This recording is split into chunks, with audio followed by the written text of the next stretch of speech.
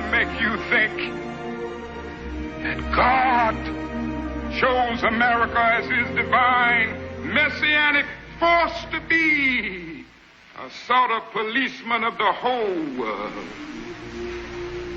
God has a way of standing before the nations with judgment, and it seems that I can hear God saying to America, "You're too arrogant. You don't change your ways.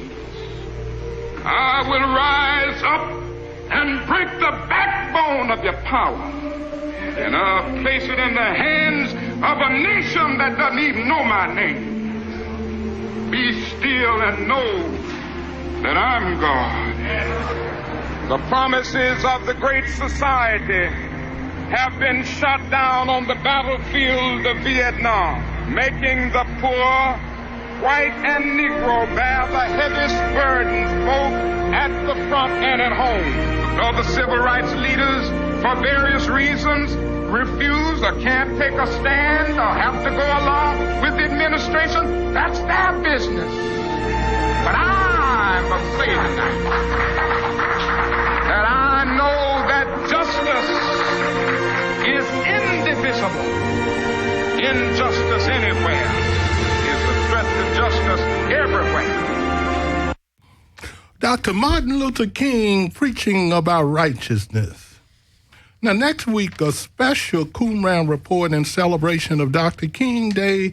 We will have a live in-studio reading of the play If the Shoe Fits, Voices from Solitary Confinement at 8 o'clock p.m. right here at Skidrow Studios. We will hear more about the event in our community calendar. Welcome to the Qumran Report. May the peace and blessings of the life-giving creative spirit be upon you and upon your family. My name is Melvin Ishmael Johnson, coming at you live from Skidrow Studios. Our call-in number is 800-893-9562. You can listen to us live or download our show and any past show by Googling in skidrow.la and hit Qumran Report. Now, this week on the Qumran Report, we will hear some community voices with Manuel OG Man Capito. We got Bobby Buck in the studio with his 15-minute monthly section talking about networking and community issues. Also, later on, I'll be talking to Darius Kelly. He's a member of the Writers Guild Veterans Writers Program. OG, welcome to the Qumran Report. Well, thank you very much, sir. Yeah, now before we get down to talking about the Feed and Clean resolution, can you introduce your other guests? Well, I have right here in my right hand, I got Tom Grove. He's a member of the Skidrow Brigade. I got Pastor Q, another member of the brigade and Operation Facelift and the ministry on the streets. I think we got big Coach Ron over there. We got Bobby Buck over there. Bobby, who you bring with you? This is Lehigh. He's a Spanish rapper. Okay, Spanish rapper. I ain't heard him rap yet, but... Oh, yeah, we'll take him out. All right. So these are all brigade members. All of these are commanders with rank, and they help control and run Operation Facelift. They've been cleaning up the streets since 2008, and dealing with the city and all the social providers and stuff. So I'm glad to have them here with me. Okay, and that's what I want to talk about. First of all, I want to talk about the Feed and Clean resolution. Can you tell our listening audience what is the Feed and Clean resolution?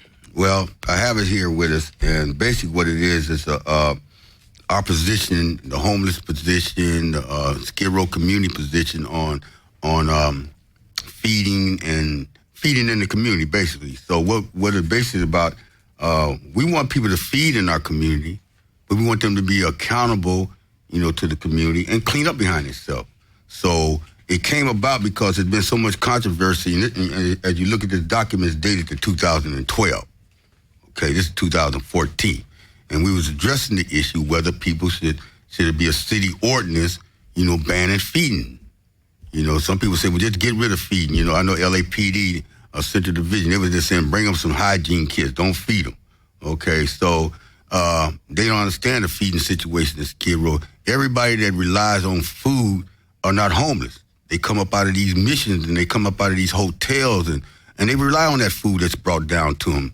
You know, everybody that goes out there to the street ministries to eat are not just homeless people.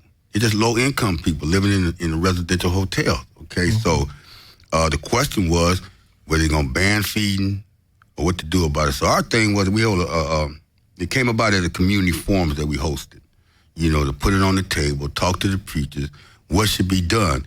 So it came back, we're against stop feeding, but we do want you to clean up, okay? So the resolution was a community resolution, but it didn't carry any weight.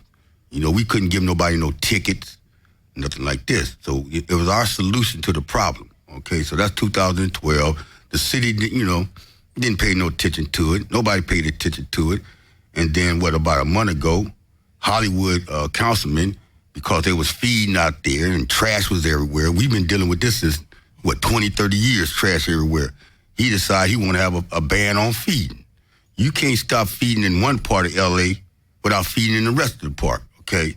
So why he don't know about the feed and clean resolution? Maybe because the people we gave it to didn't pass it along. Mm-hmm. So this is being brought up now, again, to address the same problem. If you don't want nobody trash all over Hollywood, then make people clean up. So now we're pushing this resolution so there can be a city ordinance. Mm-hmm. Okay. Let me read the resolution, then we'll come back and talk about it a little. It's this is the one that you took down on December 23rd to the Los Angeles City Council, subject clean and feed resolution. We are representing the positive movement in the Skidrow community, which has an extremely large number of homeless and low-income individuals and families. Today, December the 23rd, 2013, we are at City Hall to speak on the issue of feeding the homeless.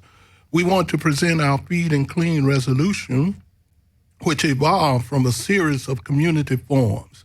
We are asking that every councilmatic district representative support our Feed and Clean resolution. In addition, we are at City Hall to advise each councilmatic district representative that the Skid Row community does not believe that the total or major responsibility for fixing the deplorable social, economic, and political conditions in Skid Row should fall on Council District 14. Every councilmatic district has someone living in Skid Row. As of 2014, we will hold every councilmatic district representative responsible and demand their participation in the solution. Okay. That's right. You want to comment on that? Well, I'm going to add on from the actual page here a quote from our great coach Ron, where he said the Skid Row community activist and a youth mentor thinks that the cleaning component will do wonders for the community. Feeding is one thing, but the feed and clean makes more sense, okay? It's just that simple. But see, people think that Skid Row is just a place. It's just a place you bring your old clothes, your old food, bring it down there and give it to some people. I see people take clothes and throw them out on the ground and drive off, okay? They're not held accountable. I don't know if I should mention this, but just to give you an example, as far as cleaning, I seen this gentleman, Coach Rod, get a ticket for dropping a cigarette butt on the ground. This man been cleaning up Skid Row to 2008.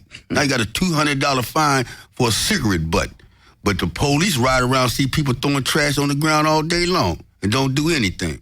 Mm. This is what we're talking about. So everybody's been in cahoots with this here, with this cleaning up Skid Row, man. Come on, we cleaned up Skid Row for 8 months. And I mean clean, we didn't leave a cigarette butt. Now, why is it that the city, now I'm going to add some stuff, Operation Healthy Street. Mm-hmm. They're going to have a meeting on the 23rd. Operation Healthy Street, which was started by Vera Gosa, is getting ready to receive $1.3 million.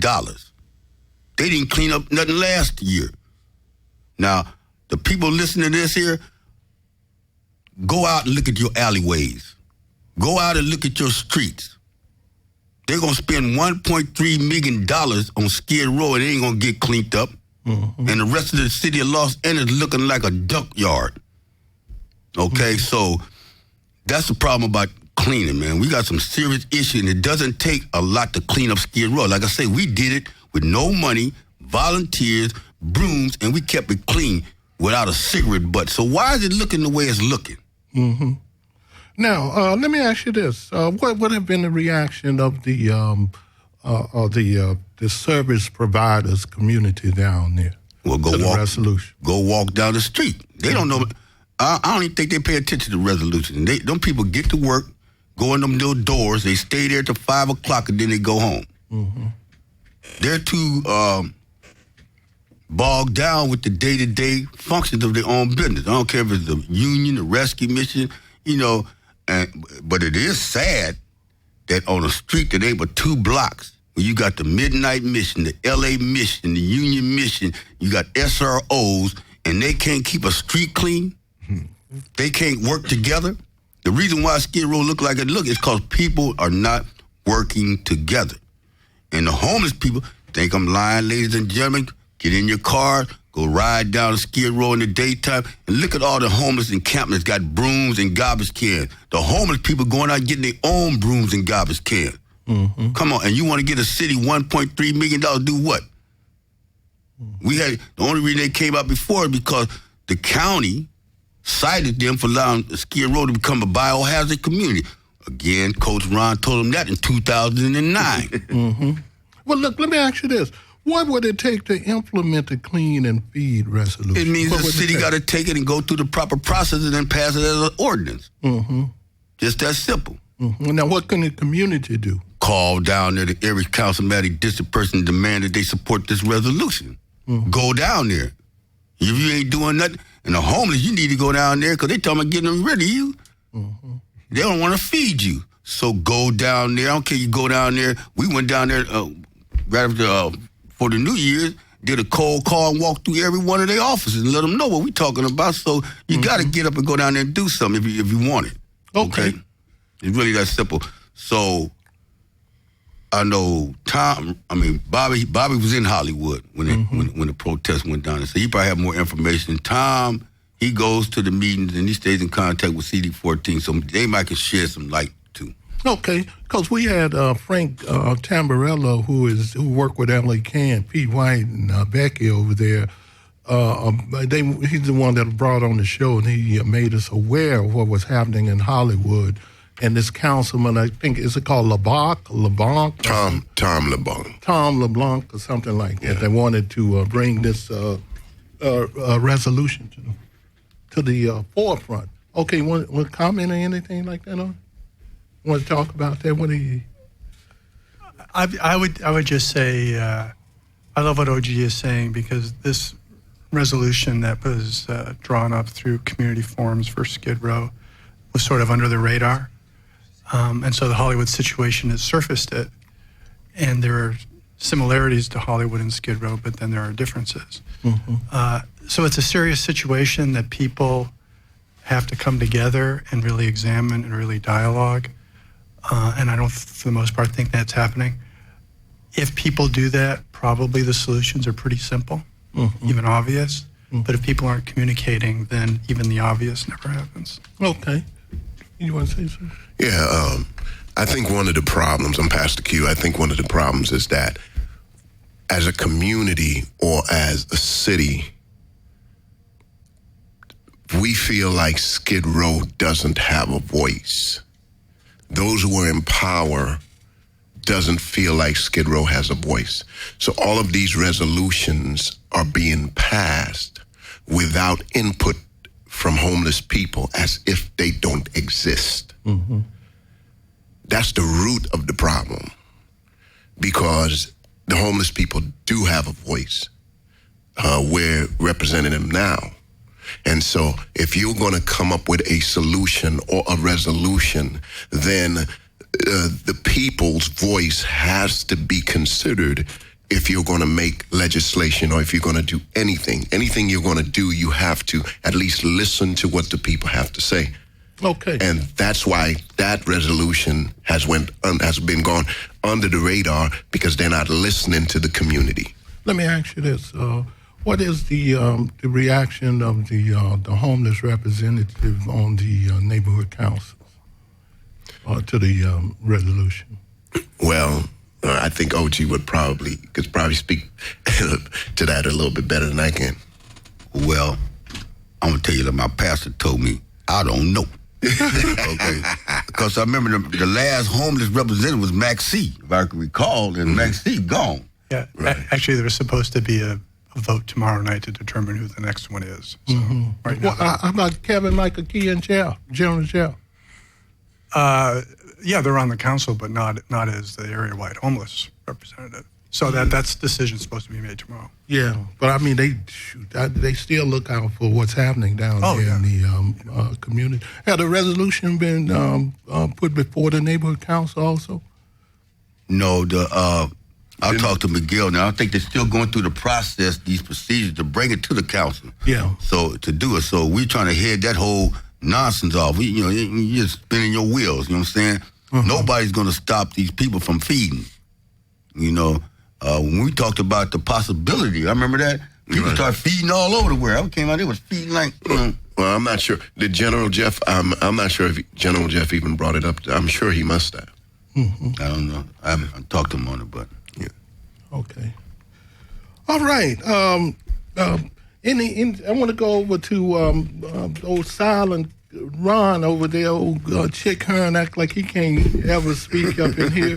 Let me get your thoughts on what's happening with the resolution, Ron. Fill us in. Hey, I'm here, live and in color, in the place to be. And I truly believe that, people have the right to extend their charity through food.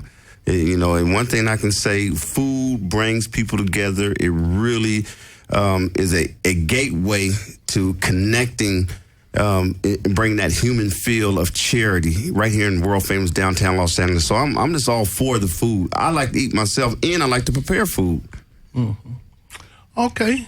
We'll come back around to open up a little. I want to get into Bobby Buck. Bobby Buck, you have your guests here, right? Oh yes, I think they just came on in. Come on. Pull a couple up over here, and then we'll open it up in the second half of the show. Pull them over here. We're going to take over for the, and then we'll dabble into this a little deeper. Bobby, why don't you introduce your guests over there? All right, now here we got Mr. Oh yeah, come on, sit down. Here go Mr. Terry Taylor and Scotty Gray come from Hope for Life Foundation. Good evening. And they have some real important information to let the people know what's happening not this weekend, but all for the rest of this week. So it's gonna be cracking. So y'all get ready for this information that's about to happen. So who wants to speak first on what's going on this week? Let the people know. Okay, I don't mind at all. Good evening. Thank you so much for having me on the show. This week we have Doers Convention 2014, and we're very excited about it. It starts Wednesday, Thursday, and Friday. It climaxes on Sunday.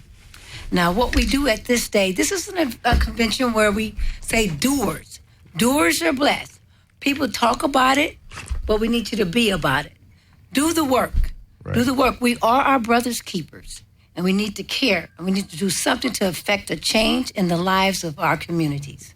Right on. That's what I'm saying, because we're looking for all people's doing action in the communities, and that's what they're doing right here. Now, what's that your name, ma'am? Linda Pratt. All right. So what you got going on with this action? Well, I'm working with Scotty Gray and Hope for Life Foundation. I have a company in Atlanta. I'm a promoter. I promote major artists like the Delphonis and Charlotte.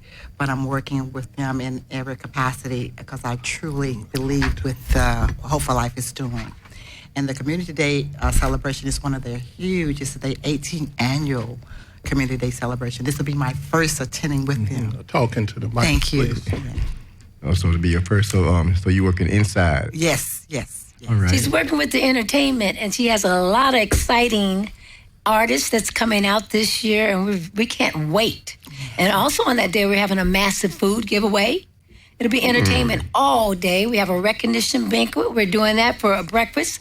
That's a recognition prayer breakfast for people in the community like yourself, Bobby, but who will be honored on that day for your services and what you've done in the community.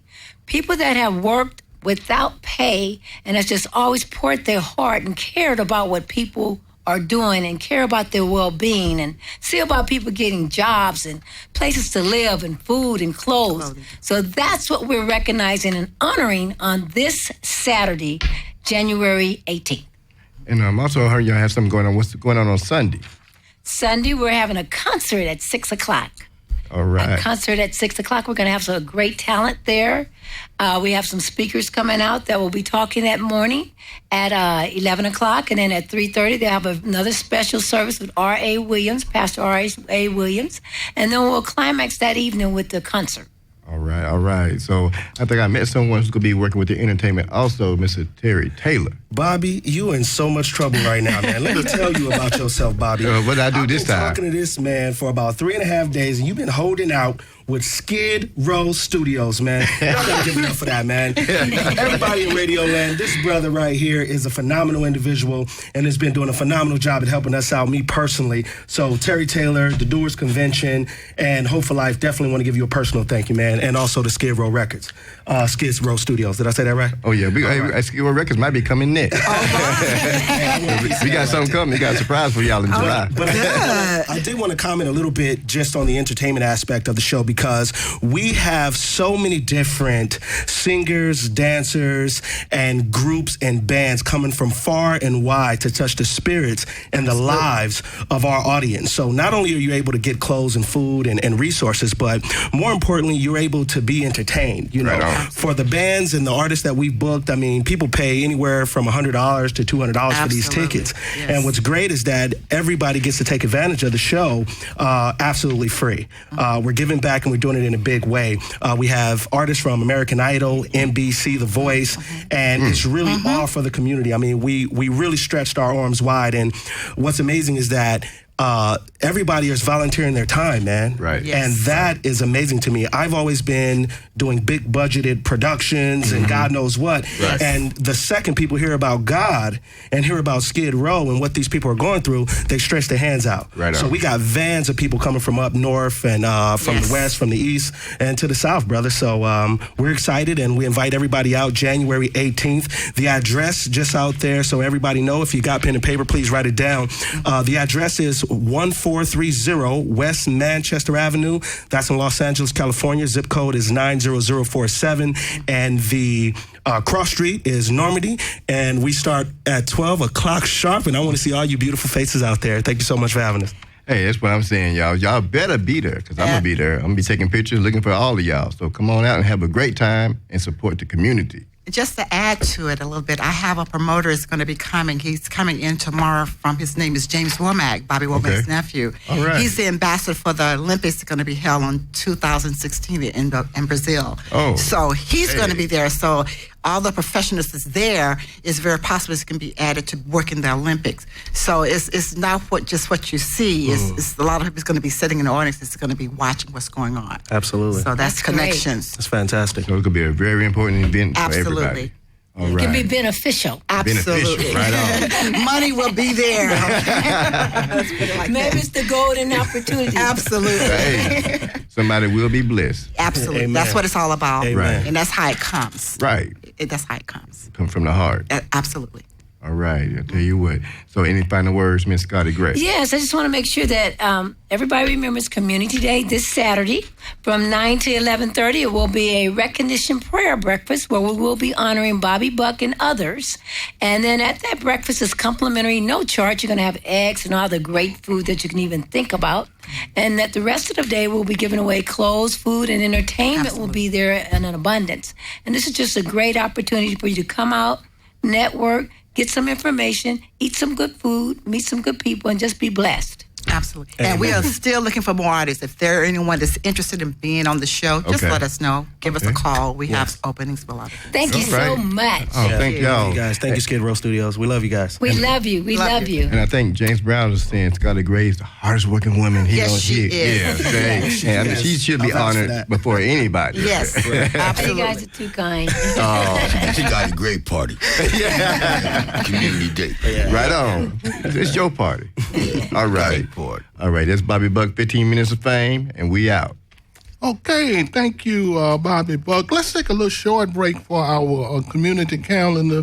Then I'm going to come back with Darius Kelly from the Writers Guild, Veterans Writers Guild. Go ahead.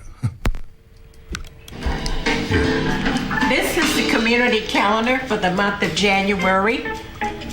Tuesday, January the 14th, from 5 p.m. to 8 p.m., the Veterans Community Theater Workshop for veterans and non-veterans will start for a 10-week session.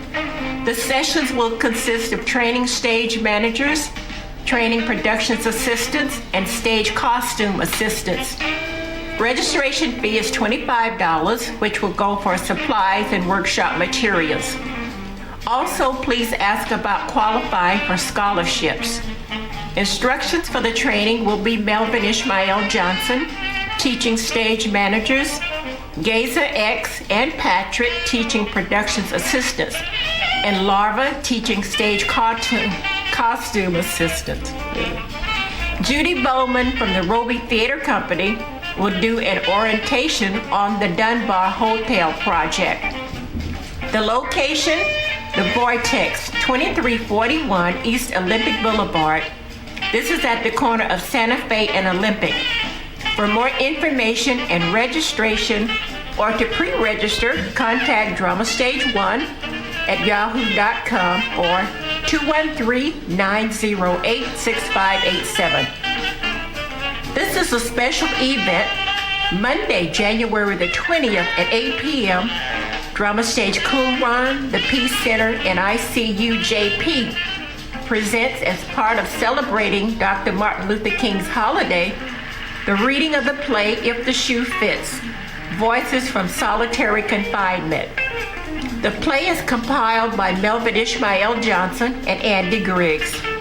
Tune in and listen online live at www.skidrowstudios.com. Click on the Qumran Report. Tuesday, January the 28th at 6 p.m., the Nazana Zone Open Mic. Call in all poets, spoken word artists, musicians, and anyone who want to showcase their talent or announce an upcoming event or just come out and network. Sign up begin at 6 p.m. and you get 5 minutes. Your hosts for the evening will be Andrea Ross and Willis Boyd. This is a free event and all are welcome to attend. There will be light refreshments served. The location is the Vortex, 2341 East Olympic Boulevard. For more information, contact Drama Stage 1 at yahoo.com or 213-908-6587. If you have a community event that you would like announced on our show, send the information to Drama Stage 1 at yahoo.com. Attention, Earlene Anthony. And the call-in number for the show is 800-893-9562. Now, back to our host. Okay, as I mentioned earlier at the top of the show, we'll be doing a live reading from the play If the Shoe Fit next week here on the Qumran Report at 8 o'clock. And I would like to play a short 2-minute clip entitled The Bus Ride to Pelican Bay State Prison. The heat inside the bus was as stifling as the tension which lingered in the surrounding atmosphere. As the bus roared angrily down Highway 101, the trance-inducing drone of the big diesel engines lulled me into reflections of my life. Memories that had soared past me like the scenery flying by outside the barred, tinted windows of anonymous Grey Goose, and as swiftly as the life I had led thus far. The restless, dismal chimes of shackles and chains broke me away from the melancholy spell I had fallen under. And there followed the sudden realization that the world of oceans, mountains, and landscapes would all soon be but a memory of another lifetime. Looking around me, I found not to be alone in this realization. For the other prisoners there seemed to be entertaining similar thoughts. No one dared to speak of them. What awaited us at the Pelican Bay Shoe with its eerily silent corridors was a purgatory of sorts, a vacuum of uncertainty, sealed off from everything and everyone. A place where one is virtually entombed in a concrete vault with scarred and pitted walls depicting the idleness, boredom, and in some cases, the lunacy of a previous occupant. It's a world of its own where, for most, refuge can only be found through a dreamless state of slumber. There's a look in the shoe prisoner's eyes that is haunting. A foreboding look from eyes that have themselves stared into the eyes of madness and human cruelty. Eyes that have looked far into the abyss of emptiness. Eyes belonging to a species of a lesser god. Hector Gallegos, Pelican Bay State Prison. Okay, from the play If the Shoe Fits, a live reading of the 40-minute play next week on the Coonran Report. Now, at this time, I'm delighted to have with us in the studio Darius Kelly. He's a member of the Writers Guild Veterans, the Veterans Writers Workshop. Yes. Darius, welcome to the Coonran Report. Thank you, Mel. Can you tell us what is the Veterans Writers Guild Workshop? The Veteran Writers Guild Workshop is for any veteran that just, whether he's been recently in service or he's been out of service, as long as he's a vet, he qualify, and he just has to take it's a little bit of a screening process. You write an essay, and you fill out an application, you turn it in, and then they, choose you from among hundreds. Mm-hmm. How did you get involved? Well, I came out here in California some 10 years ago to be a writer. So I went to a lot of their workshops and a lot of their seminars and met a lot of people. And when they opened this up, I definitely knew this was an opportunity since I served my country many years ago. Mm-hmm, mm-hmm. Now, for those veterans who would want to become part of the Veterans Writers Guild, this is the Writers Guild, the major Writers Guild up on 3rd and Beverly, right? 3rd and Fairfax. Fairfax, down there. How would they get involved? Well, what they need to do is they can go to the website, WGA West, because they have a WGA East for New York, WGA West, and then they can go to the website, and when they go into the Writers Guild Foundation, which is their nonprofit affiliate, and they can, click on there and look for the Writers Workshop and look for the Veterans Writers Guild Workshop, and you'll find the application. Okay. Now, before I have you introduce the little comedian over there to do something for us, can you tell us about, because I'm part of the Writers Guild Veterans Workshop also. Mention some of the mentors that we have down there. Oh, yeah. Some of the mentors we have is Tim Wirtz. He wrote Ferris a screenplay, made a lot of money. We also have Lawrence Anders, who was executive producer of Boomtown USA. We also have Chris Knopp, who did Empire of the North. It was a movie back in the 60s, but it started Lee Marvin, and it was about a station engineer who's really hard. No, I'm sorry. Ernest Borgnine played the antagonist, and Lee Marvin played the protagonist. Sorry. Mm-hmm. And then Marie. Oh yeah, Marie. Yeah, she wrote the screenplay for The Ref. Yeah, The Ref for Dennis Leary. Was it Dennis Leary? Yeah, Dennis Leary. Yes, she wrote a screenplay, and she wrote some other screenplays, but that's the best one known. She's best known for that. Yeah. Now, who's your guest or the comedian? This is Dennis Lavender. He's from Compton, California.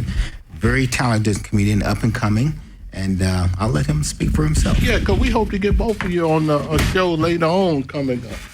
Well, thanks for having me. Mm-hmm.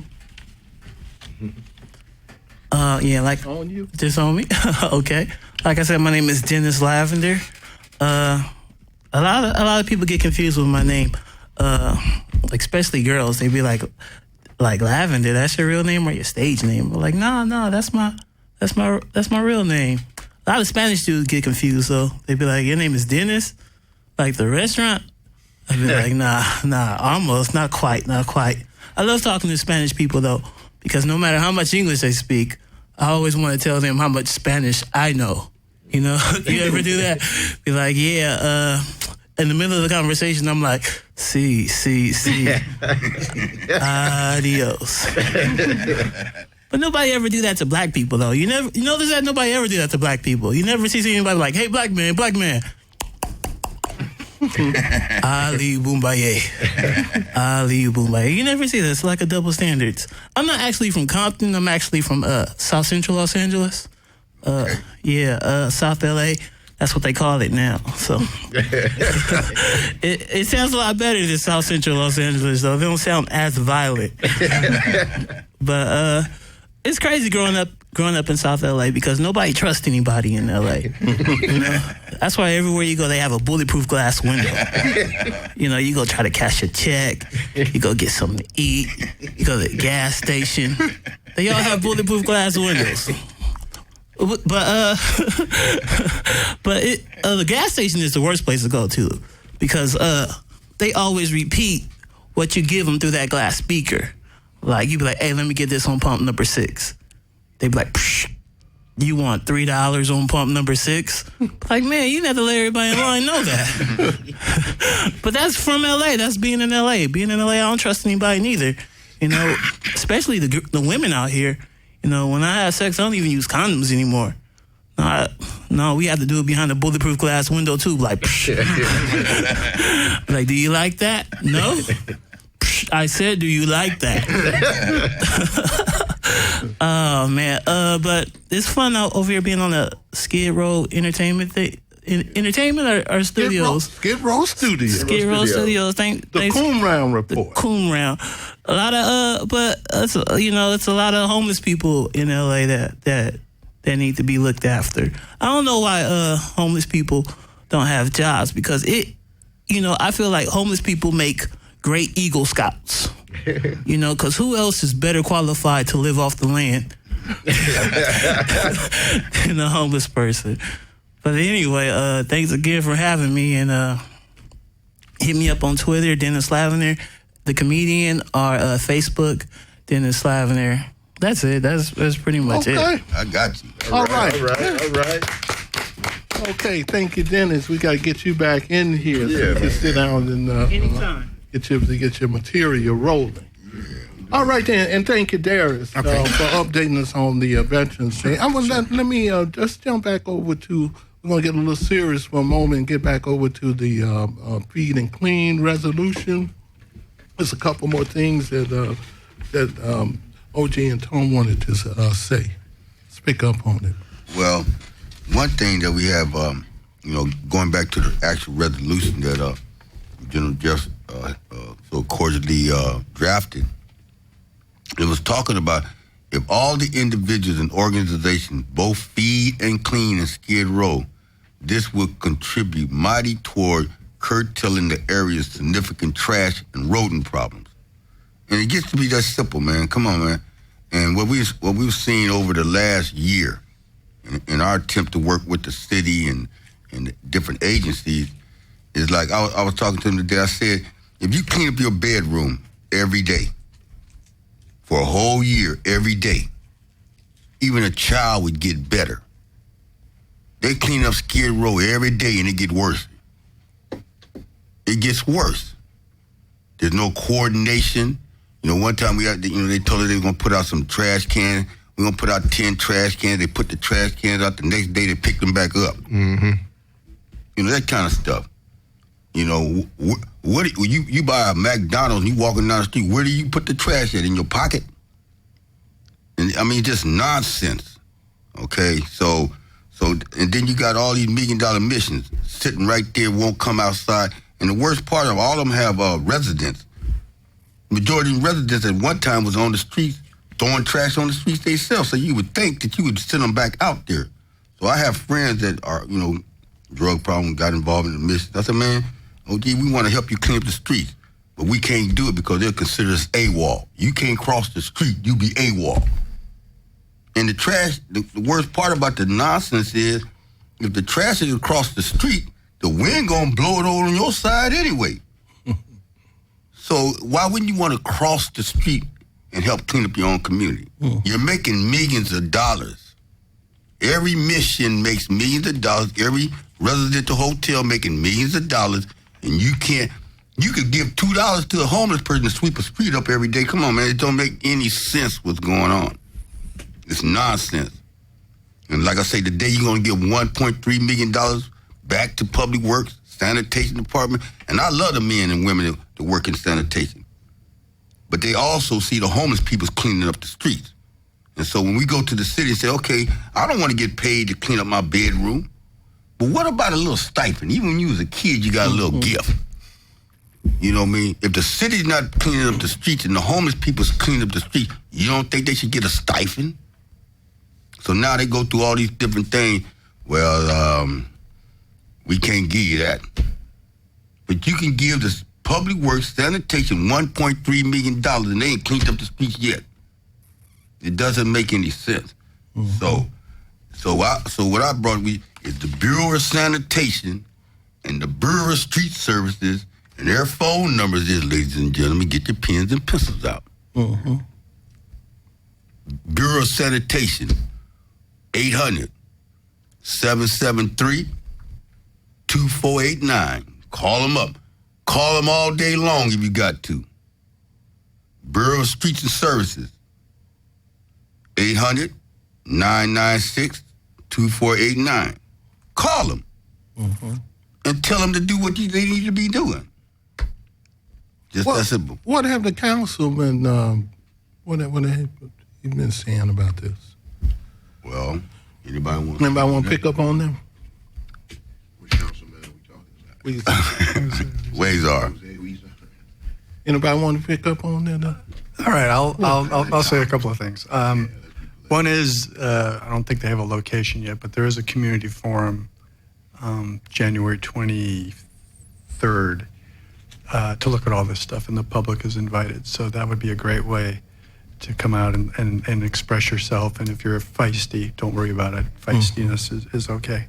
But the other thing I want to say is where OG is coming from is like the wisdom of the streets, but a lot of it is just common sense. The problem is, and I'll piggyback on something Dennis said, is people in LA are not trusting each other. So what's that nice, solid, middle ground, common sense thing? Because people are on opposite sides just fighting and yelling at each other, not listening to each other. The common sense thing never happens because people aren't trusting each other. And it becomes unbelievably frustrating when the solution is obvious, but yet it's never received or implemented because the people in authority are just too busy fighting. Okay. Now, we're going to come back around for some closing comments from everybody. But next week is Dr. King's holiday. And so what I would like to do now is to get ready for Dr. King's holiday next Monday, January the 20th, 2014. I would like to play a clip on why J. Edgar Hoover used COINTELPRO to attack Dr. King. Get us ready.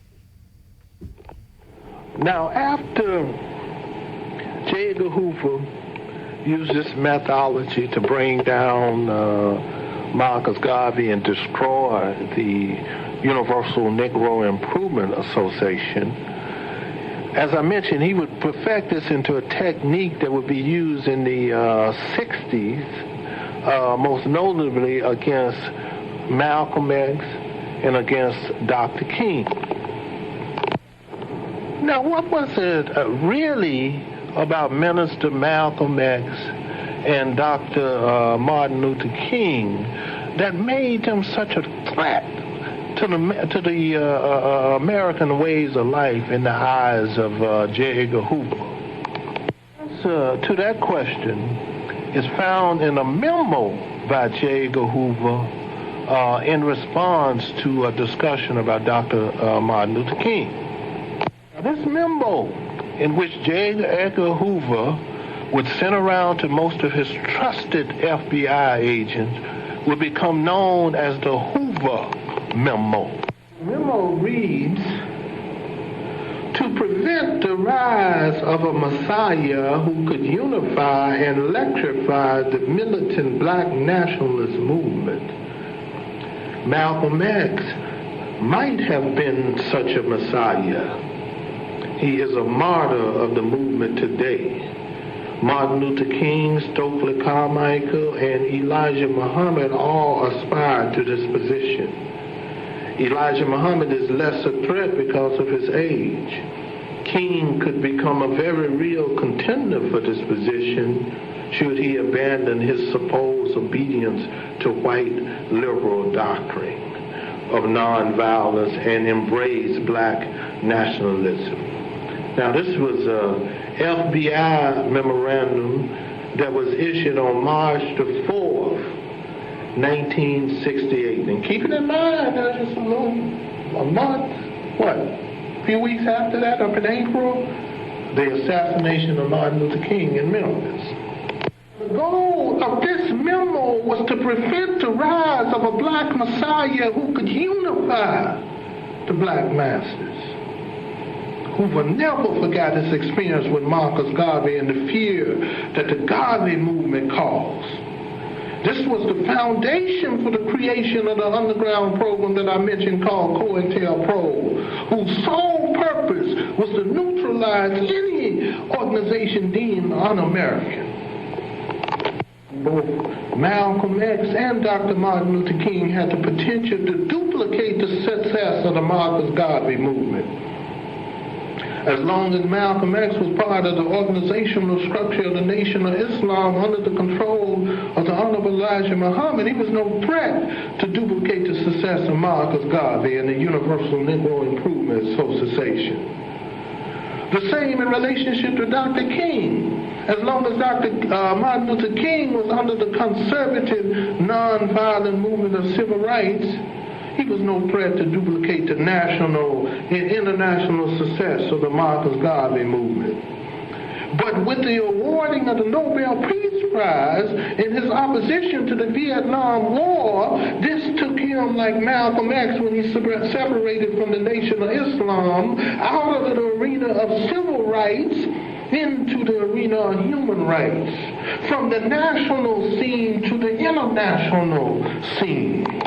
Moved by Malcolm X and Dr. Martin Luther King from the national arena of civil rights to the international arena of human rights, which signed their death warrant. Dr. King's holiday coming up next Monday, January the 20th, 2014, national holiday. So let's take some time. We still got a few minutes. Take a minute or so, and let's go around for some closing comments and contact information. I'm going to start over there with OG. Okay. You can reach us on our Facebook, Operation Facelift.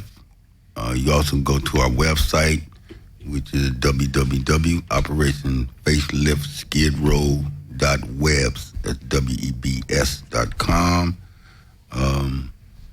You also can call us on Skidrow cleanups. And if you need to reach me personally, 818-693-3014. I would just, I wish I could tell you an exact location, but the public forum to talk about these things coming up in Skidrow, 23rd of this month, and it's for the public, and hope people can come out for it. Yes, Pastor Q, Church Without Walls, Thoreau, LATHEROWLA.com, or you can find that same name, Facebook.com/Thoreau LA. Find us on Facebook. And Church Without Walls every Friday night on the corner of Wall and Winston at 7 p.m. That's where we've been having our services for the past 7 years. In August, it'll be 8 years. So we on the streets. Like OG said, we know the pulse of the community and the heart of the Skidrow community. So contact us. Yes, Coach Ron is in the house. You can reach me at 626-277-3457. We're having an MLK Day, Service Day, January 20th, right here in world-famous Skidrow in downtown Los Angeles, feeding the homeless and providing baby diapers to the homeless, mothers with kids. Give me a call if you'd like to participate. This is Darius Kelly. Be sure to pay attention to the Oscars coming up because I think it's going to be historical. For the first time in history, a black director is going to win. I'm pretty sure, I'm positive, a black director is going to win the Oscar for directing. Steve McQueen, he's a British, he's Afro-American British, and he has a movie named 12-Year Slave. But make sure you go see that movie. I know some people say they don't want to go see it, but they need to see that movie. If you went to see Quentin Tarantino's Black Exploitation, Jamie Foxx rendering of, that was all made up. But this one is from a real book, and it was a real incident. And please go see this, because if you don't support great drama, then we always have the Modias and the other send-ups. So make sure you support great dramas when they come about, because this is a true incident that happened. There were some black people born free. And during slavery, they were born free, and he lived in Schenectady, New York. He was born free. Okay. Oh, yeah, just reach me, Bobby Buck, at 213-293-7983, or you can join BobbyBuck.com, which that's going to be the action positive movement that we're doing online. And like I said, we want to pay tribute to everybody in the communities doing real positive action, not the false actions. Because I actually came up with the word action when I was homeless, and I started seeing these shelters make all this money doing false actions. So I said, I want to start networking and find people doing the real positive actions to help people and promote them and advertise them myself. Okay. And I'd like to mention again, please join us next week on the Coon Round Report for a special King Day reading of the play If the Shoe Fits, Voices from Solitary Confinement. And I'd like to make a little quick note about the community. I'd like to say the community must always have dual plans that work together. Number one, plans that's long-term, where you're reaching out for resources like grants and other funding support to achieve your major goals. But also you should have a backup plan. Two, the other plan is short-term and based upon creative community control of resources in the community to support and achieve your major goals. Now, I would like to extend a special thanks to my in-studio guest, Manuel OG Man Capito, and his guests. Tell us your name again, one more time. Tom Grody. Tom Grody. Q. Coach Ron, the one and only. Yeah, the comedian over there always give you a contact. You need they might be waiting out there to scoop you up. Yeah, that ain't funny, man. Well, hit me up on Facebook, Dennis Lavender, like the color, DENNIS LAVENDER, and thanks again for having me. You smell good. I'm hoping you're gonna give us some feedback on that artist collective thing, and I'm gonna get him. Scoop him up. Okay. Got Darius sitting over there from the Writers Guild, great organization. Make sure you go to my movie in the future. It'll be coming out hopefully soon. Okay. And then the movie is coming out in the future. Oh, you got 13 years a slave, man. 13 years. It feels like it, I tell you. One more thing. Thank you for tuning in to the Coon Round Report. Please listen to past shows of the Coon Round Report on iTunes, Facebook, Stitcher, Tumblr, Googler, and Skidrow.la. Thank you for tuning in to the Coon Round Report. From your host, Melvin Ishmael Johnson, may the peace and blessings of the life-giving creative spirit be upon you and upon your family. I leave you with Dr. Martin Luther King talking about righteousness. Somebody make you think that God chose America as his divine messianic force to be a sort of policeman of the whole world. God has a way of standing before the nations with judgment, and it seems that I can hear God saying to America, you're too arrogant. If you don't change your ways, I will rise up and break the backbone of your power, and I'll place it in the hands of a nation that doesn't even know my name. Be still and know that I'm God. The promises of the Great Society have been shot down on the battlefield of Vietnam, making the poor, white and Negro, bear the heaviest burdens both at the front and at home. Though the civil rights leaders, for various reasons, refuse or can't take a stand or have to go along with the administration, that's their business. But I'm afraid that I know that justice is indivisible. Injustice anywhere is a threat to justice everywhere.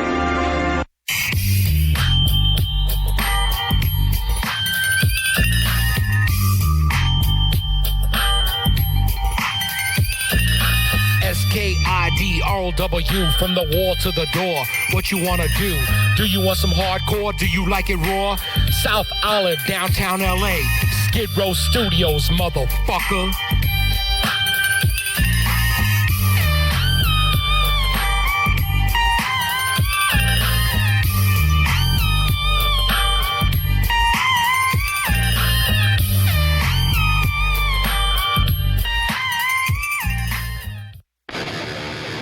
Hey, this is Eddie Solis, producer and host of Los Angeles Nisa.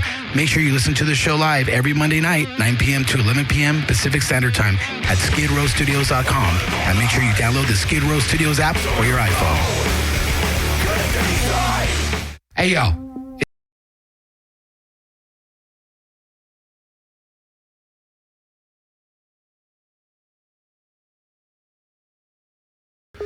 What else is another hour going to take away from you?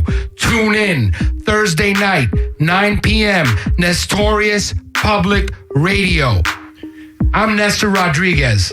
This is Simon Kaufman with Nestorius Public Radio on skidrowstudios.com. We're huge, bro. We're blowing up. We got a Facebook fan page, dude. Check it out, yo. Nestorius Public Radio. Thursday nights, 9 p.m. to 10 p.m. Go to iTunes. You know what to do. Look up podcasts. Look up Nestorius Public Radio. Subscribe. You know what I'm saying? Just do it. We're going to have our own video game soon, bro. It's huge. It's blowing up. We're trending. iTunes, new and noteworthy. That's right. Busting it out.